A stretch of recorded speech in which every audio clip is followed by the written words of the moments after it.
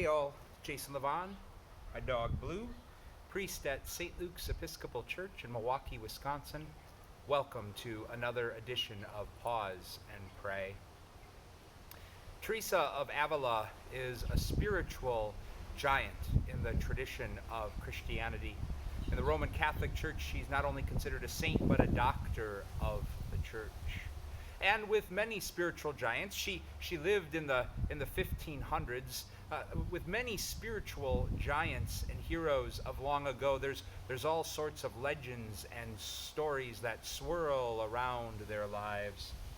For Teresa, one of those legends was that she was riding on a horse-drawn carriage during a rainstorm, and one of the horses spooked and she was thrown off the carriage into the mud on the side of the road.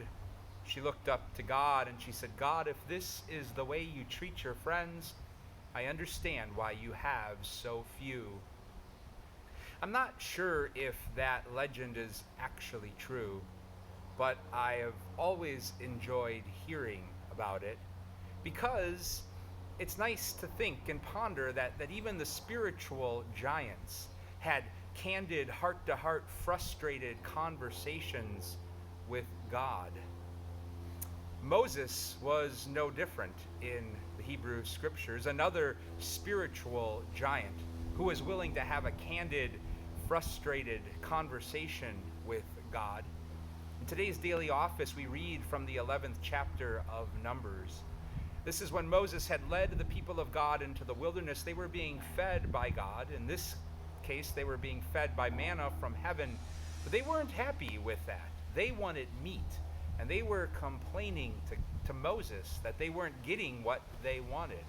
So Moses did something incredibly human. He went and complained to God, frustrated with God and the burden that Moses felt he had to bear on his own. And he said to God that if this is the burden you're giving me to bear all alone, then I'd rather die. I'd rather it be all over.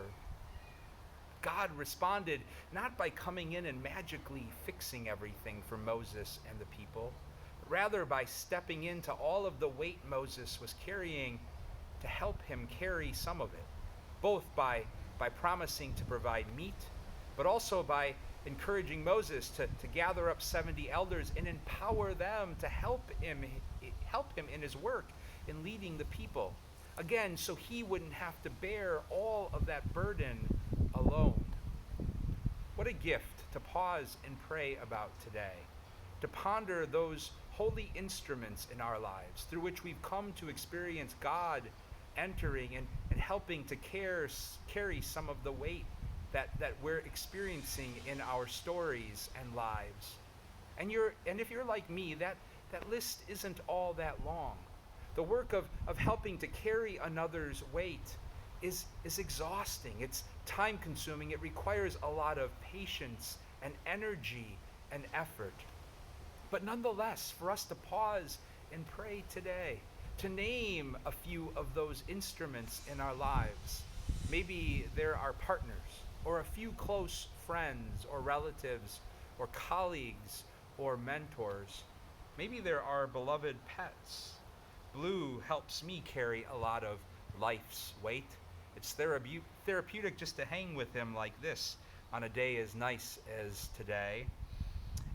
And in any case, we come to realize yet again that faith isn't about a magic fix to all of the heaviness of life. Because what's magic isn't what's real. But rather, faith is the very doorway through which we're able to encounter the realness of God's love and presence, entering into our lives in all that we are carrying. And they are willing to be about the work of helping to bear some of the weight, all so that we don't have to bear it all alone.